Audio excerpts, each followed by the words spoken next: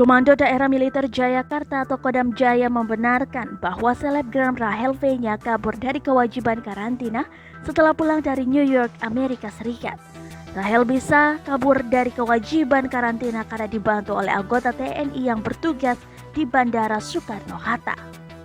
Ditemukan adanya dugaan tindakan non-prosedural oleh oknum anggota pengamanan Bandara Suta TNI berinisial FS yang telah mengatur agar selebgram Rachel V-nya dapat menghindari prosedur pelaksanaan karantina yang harus dilalui setelah melakukan perjalanan dari luar negeri.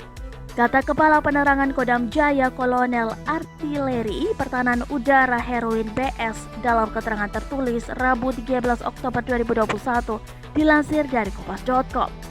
Heruwin mengatakan pihak Kodam Jaya melakukan penyelidikan terkait kasus ini setelah viral di dunia maya. Pemeriksaan dimulai dari hulu sampai ke hilir, dimulai dari bandara sampai dengan di RSDC Wisma Atlet Pademangan. Sejauh ini pihaknya baru mendapati satu petugas di Bandara Soekarno-Hatta yang membantu Rachel V-nya dari kewajiban karantina. Heruwin memastikan proses pemeriksaan dan penyelidikan terhadap oknum tersebut akan dilakukan secepatnya. Informasi soal Rachel V-nya kabur dari Wisma Atlet Pademangan ini menjadi perbincangan hangat di dunia maya. Kabar ini awalnya diungkap oleh salah satu warganet yang mengklaim bertugas di Wisma Atlet Pademangan.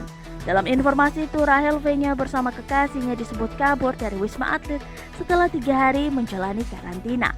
Padahal, Rachel baru pulang dari New York seharusnya menjalani karantina selama 8 hari.